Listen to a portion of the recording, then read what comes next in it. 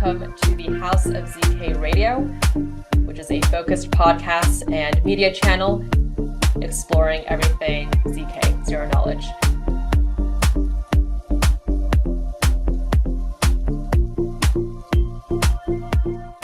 I'm Alice. I'm a host at House of ZK. I'm joined here with Howard, who is the founder of Provable. So very excited to be having this interview with you, Howard, and exploring everything Provable and Aleo related. Appreciate it. Thank you for having me. Yeah, of course. I'm wondering if we can first start off with an introduction of yourself, how you got involved into the Web3 and ZK spaces, and what led you to found Provable as well. Sure. So hi, for those who don't know me, my name is Howard. I got into crypto actually 13, 14 years ago. I was a kid in high school, did not know what I was doing, but was really into computers growing up. And I used to read tech blogs, and actually I came across an article that had said there's this new internet money called Bitcoin, and I got really fascinated by that and went down the rabbit hole. I ended up meeting my co-founders during university. I went to school at Berkeley. It was a really just a right place, right time. A lot of altcoins were coming up back then, like Litecoin, Dogecoin, Namecoin, all these coins. And I had no idea what those were. I knew what Bitcoin was, but not these. And I ended up getting really interested in the technology because of that. I ended up doing research work at Berkeley, basically trying to design for more efficient consensus algorithms at the time. Proof of work was the predominant form. Proof of stake hadn't come around yet. And through that work, I actually discovered and learned about this field of zero-knowledge proofs. It was entirely new to me. I did not know what it was. I went to the Wikipedia article, read about it, and coincidentally, there was a new professor who had just come to Berkeley from MIT. His name was Alessandro Chiesa. He's now known as a co-inventor and a co-founder of Zcash and SnarkWare. And back then, neither of those existed. And I was just an undergrad, really eager to do research, and I ended up cold emailing him. The rest was history. We ended up working on this library called libsnark that ended up becoming used as part of the backbone for Zcash. And then did a lot of research work into scaling snarks. And around 2017, we started this new research paper called ZKML, which stands for Zero Knowledge Executions. And the idea around that was really to say, could we design a system like Ethereum that had private smart contracts in it? And at the time, no one had really been able to do it yet. And we basically spent 2 years building out this approach using ZKPs. We published the work in Oakland 2020. That ended up getting a lot of attention. So a bunch of DEXs kind of cold emailed us. They were interested in using it for dark pools since there was kind of no privacy available on chain. And ultimately, it led us to decide to start the company. And so we founded Aleo in 2019. For the last 4.5-5 years, we basically have been building out this proof of concept. 6 months ago, just launched mainnet. We launched it with Coinbase. So the chain is very new. It is the first ZKL1 that has private smart contracts on it. We think it's really exciting because it unlocks a lot of new use cases, which I'm happy to talk about. I'm certainly excited to see what developers do with it now. Yeah, incredible, and it's amazing to hear that you've been involved in the space for so long. And since then, I'm wondering, compared to when you first joined the space, were there any kinds of challenges at that time that were main challenges then, but have been addressed now? And for right now, do you see any kinds of foreseeable challenges that we have maybe in the future, or maybe some new opportunities that we can expect? Yeah, absolutely. So, I'll give a personal anecdote about this. 10 years ago, when we were first writing kind of some of these early ZK circuits, one of the biggest challenges actually was writing being able to write the circuits efficiently and expressively. And what I mean by that was you used to have to hand wire these things in code. And there was no there was no Leo, there was no Noir, there was no Circom, there was no DSLs available basically. And so every time you get this off by one bug, you'd spend hours trying to debug it in C++ to try to find where did I get this, the witness and the assignments wrong. And it was really frustrating, just incredibly painful. And so, one of the things when we first started Aleo was to say, we need a language. We need to make it easy for developers who don't know cryptography to be able to write these things, and they should not be hand wiring their circuits. And so that's certainly one area that I would say I'm really glad that the industry has kind of taken light on and has really made a priority for usability. I think going forward, now that we have ZKPs out there and it's being used on blockchains, I think one area that is often overlooked is compliance. This is an area that, it's very intimately wedded with the idea of confidentiality and privacy. I think you can't have privacy without compliance, and I think ZK is a huge unlock for that. I just gave a talk actually earlier this week about different types of compliance techniques that you could use, or that you could build using ZK, and I'm very excited about kind of getting those things out into production, because it will actually make these types of privacy tools and privacy applications viable in the real world.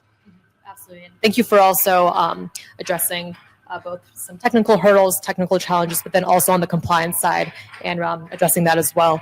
I'm wondering, you spoke a little bit about Leo and how now we have these new kinds of ZK DSLs that allow developers to have a way to write ZK programs, but without having to directly hand wire and build those circuits. I'm wondering if you can talk about some of the advantages that Leo has and how it compares to some other existing DSLs in the market, maybe some gaps or limitations that Leo specifically addresses.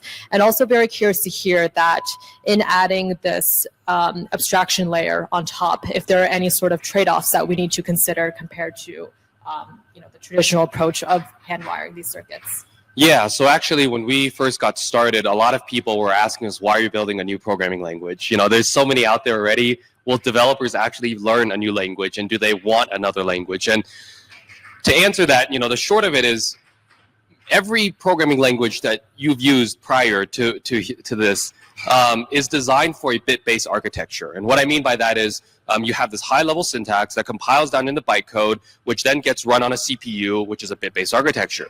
What makes ZK so different is that you're now writing this high-level language that compiles into polynomials, and these polynomials then get run in an arithmetic proof system, so an algebraic proof system. And because of that, this is a fundamentally different substrate than what was before. And so because of that, it was very clear to us that some things that are really expensive in a bit-based architecture can be very cheap in a proof-based architecture, and some things that are very cheap in a bit-based architecture can be very expensive in a proof-based architecture. So it was important to design syntax that would make it easy for the developers to understand, kind of on a syntax level, intuitively, what was easy and what was hard. And that was one of the key drivers for us to say, we think we need another language, or a DSL in this case, to really help make it easy for the user to adopt. And in terms of the adoption curve, when I first got into Ethereum, which was back in 2014, 2015 timeframe, there was no Solidity. It was Serpent. And I remember writing Serpent, and it was really annoying and frustrating.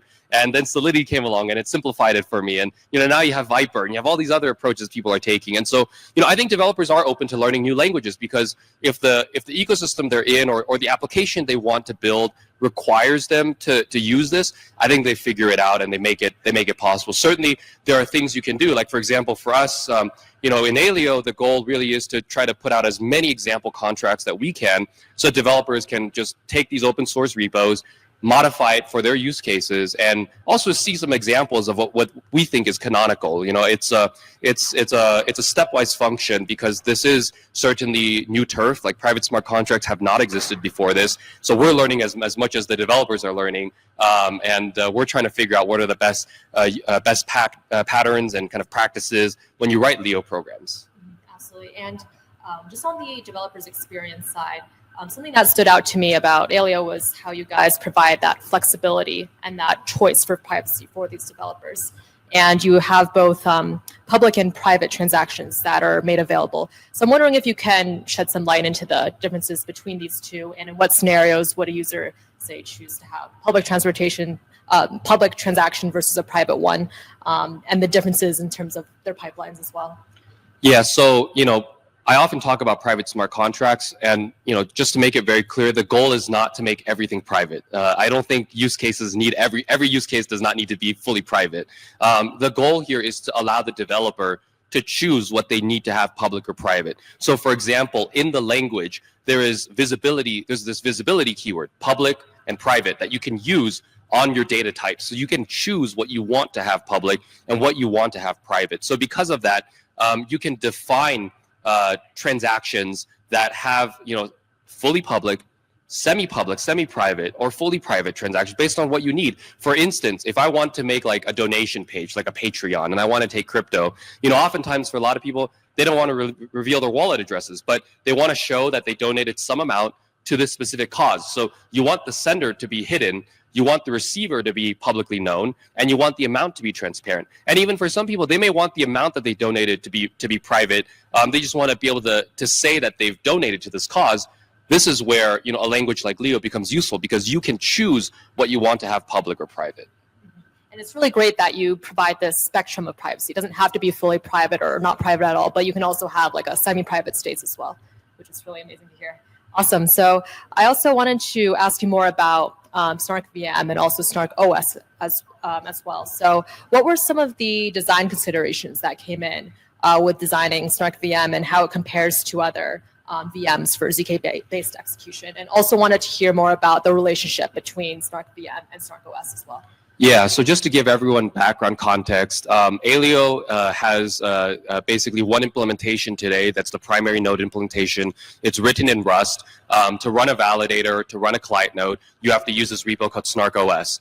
Under the hood, for the actual execution engine, there is this other repo called SnarkVM, which SnarkOS uses in order to run these executions. And so SnarkOS and SnarkVM are here to provide for the network and for the developer.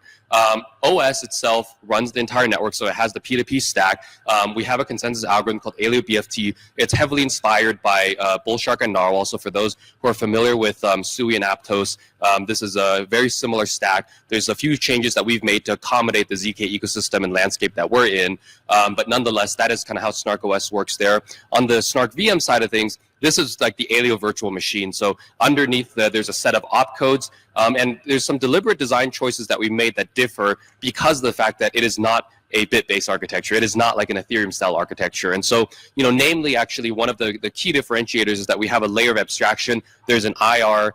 It's a middle layer. It looks a lot like assembly. We call it Aleo instructions. And this is the set of opcodes that you can use to program your applications. And each opcode itself corresponds to a specific circuit that is hardwired for the functionality of that opcode. So, for example, you're going to have add, sub, mul, div, hash, encrypt, decrypt, stuff like that. And so there are capabilities that basically allow you to perform the necessary actions that you would in a program, basically on an assembly level. And then on top of that, you have Leo, which is like a glorified transpiler that basically takes high-level syntax that looks and feels a lot like TypeScript or Rust, and then compiles it down into Aleo instructions, which then get run in SnarkVM.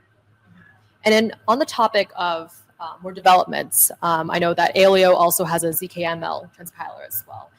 So what was the intention behind developing an SDK that's able to convert these ML models into Leo, and how that affects any kind of end developer's experience who's looking to build any kinds of verifiable ML models? Also wanted to hear about some use cases that you find most exciting within the ZKML space. Yeah, so just to kind of set the stage here. So basically what I'm describing is that like Leo itself is not a mandatory requirement to write Aleo programs. And and we took inspiration from Ethereum on this one. In Ethereum, there's Serpent, there's Solidity, there's Viper, there's all sorts of new languages that people are trying to propose for their respective domains. And we took a similar idea to say, maybe it is going to be hard for people to learn. And so, and also people in different domains may want different types of syntax. And so there is Aleo instructions, which is this opcode assembly style level that you can plug into. And what some developers in the ecosystem have done is said, we're actually going to forego the whole Leo thing. And instead, because we're machine learning scientists, we're going to use Python, and Python is what we're used to. So they've actually written these Python transpilers that will take their Python code and compile it down into Aleo instructions because of that. And with that came the machine learning use cases, basically. So there was a team that basically was doing a proof of concept of, for example, the MNIST digit classification set to do digit recognition. And so, for example, they made two approaches. They made a decision tree approach, and they made a neural net approach. And like the decision tree approach takes something like 10, 11 seconds, basically, in the browser. The neural net version took something like 30 seconds in the browser to produce a transaction for. When it comes to ANML, what I think is most interesting, it's really, in this case, because we have private smart contracts, it's the ability to actually have secrets. So actually, the Modulus Labs team did a great example of this. I think they got acquired by WorldCoin recently. They did a great example of this called Layla versus the World. It was basically this chess game that used an AI chess model to basically play a game of chess against humans. So it was humans against AI to play chess, and you could place bets via the smart contract on who you think could win. Also, at every turn, you could place bets on what the next move for the human should be.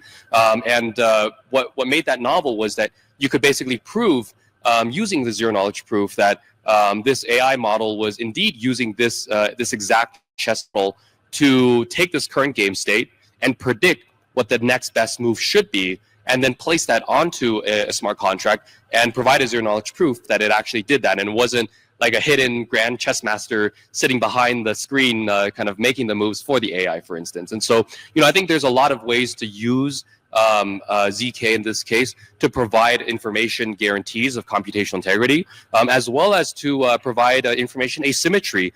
Maybe you don't want to leak your data set. Maybe you want to make that keep that sensitive, or maybe it needs to stay sensitive. For example, like in the healthcare example from the previous speaker on stage.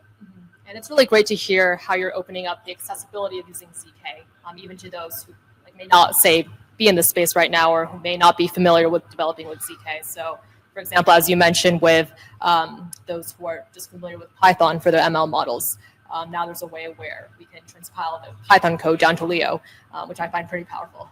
So yeah, I really appreciate you for mentioning all of that. And in addition to the ML and AI model side, I know Aleo is making some strides towards identity verification as well with ZPass. So I'm wondering if you can speak a bit about what led you guys to first develop ZPass, how that may compare to some other existing online identity verification systems, and how you really see the status quo of how we have our current identity verification, how you see that evolving. Yeah, so personally, I think ZK is a great solution for identity. And what I mean by that is, you're increasingly seeing in many states in the US legislation being proposed and also being passed for age verification of certain websites. Also, when you look at the education system here in the US, there's increasingly a ton of schools that are starting to look at how can I provide authenticity about certain websites and provide access control for their students when they access school computers or school infrastructure. And increasingly, this is something that I think ZK can be a great solution for. So there's this initiative called ZPass. The goal of ZPass is to provide, for example, age verification. And I can then use ZK to prove to you, for instance, that I'm over the age of 18 without revealing to you my exact date of birth. I could also prove to you my citizenship without revealing my exact nationality. I could also therefore use that primitive to then prove to you that I'm not on an OFAC sanction list without revealing to you all of my personal information. And so there's many ways that you can use that to provide this example. And there's many teams beyond just ZPass that are exploring this. Many folks in other blockchain ecosystems are also exploring this right now. And so I think it's a really wonderful use case of ZKPs. And ultimately, I think that governments are going to pick up on this and realize, wait a second, like beyond just decentralized identity, we should be looking at ZK-friendly primitives to be embedded into national ID cards or into government-issued passports. And I think that this is going to open the door for people to do attestations that are going to be far more powerful than what I just described as well. And it's really great to see that now we're starting to see these use cases being expanded beyond Web3 into, say, identity verification, into other places that perhaps those who are involved in Web2 can get involved in. So we're indeed in a very exciting time.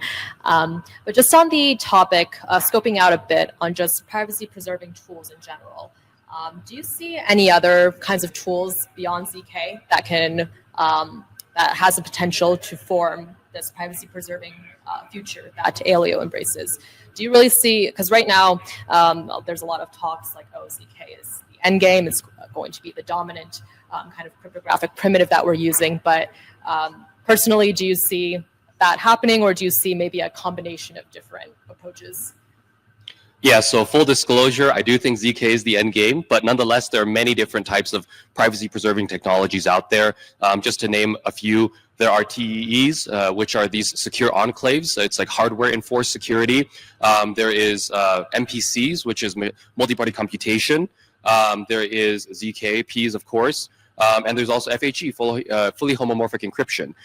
There's different trade-offs to using different types of technologies, and it's not just that one can easily replace the other. They have different types of guarantees and different types of properties. And so, personally, the way that I see it is that these are complementary technologies. For instance, just because I'm using ZK doesn't mean that I couldn't use a TEE, or just because I'm using a TEE doesn't mean I couldn't use MPCs. And actually, I think one area where there is a very natural synergy that's starting to take shape and take form is between ZKPs and MPC. And what I mean by that is, while today I can use a zero-knowledge proof to design a smart contract system and give you verifiable computations with private data, what I can't do make very easily achievable is private shared state in those contracts. And so this is where the blockchain for now comes into play, but you're now kind of wedded to the limitations of block times and block state and the costs associated with it. What makes MPCs very interesting for that is that you can actually go off-chain and have shared state, shared private state using that. And so there's kind of this push by some teams in the ecosystem right now for what are called co-snarks. So co-snarks basically is wedding MPCs with ZKPs. Yeah, and it's really great that you mentioned that all of these tools are complementary to each other instead of just one replacing the other or one dominating over the other. But now we're seeing use cases where, say, as you mentioned, like ZK and MPC can have those synergies. So yeah, that sounds really great. And yeah, just as a last question before we close, I'm wondering if you have any kinds of final thoughts or any announcements that you'd like to make to our audience on behalf of Aleo and Provable, or maybe how any builders in the audience who want to get involved can get involved. Yeah. Yeah, so actually there was a really exciting announcement that we shared yesterday on stage here at ETH Denver. So Aleo and Provable just entered into a partnership with Google Cloud. And as part of that, if you go onto the Google Cloud Web3 portal, you can now access the Aleo dataset on there. As part of that partnership, Google will also be running a validator on the Aleo network, and also we'll be working with them and collaborating with them really to define and develop compliant and confidential Web3 payment systems. And so that's something that I'm very excited and encouraged by. For those who are in the audience that are developers and new to Aleo, I certainly encourage you to check us out. Leo is the programming language. There's a Leo playground if you go to play.leo-lang.org. There's also a set of example templates in there that show different types of use cases, from identity verification to gaming, to some machine learning, to kind of voting schemes, to token contracts. So there's many different ways you can utilize it. I encourage you to check it out. There's also a workshop repo that has some of what I just described as well. But also there's a Discord channel. Please join it. We're always online, happy to answer questions. It's very early days for us. And, private smart contracts is a very new primitive. I can't say I know everything. And more so, this is a journey that we're taking with developers to try to learn what the best standards, what the best practices look like. And I'm very excited to see what comes out of this. I'm excited as well. Thank you so much, Howard, for all this. Great to hear all of the strides that you guys are making within private smart contracts, and then also all of the optimizations that you have with the developer experience as well. So really appreciate all the insights from today. Thank you for having me. Thank you.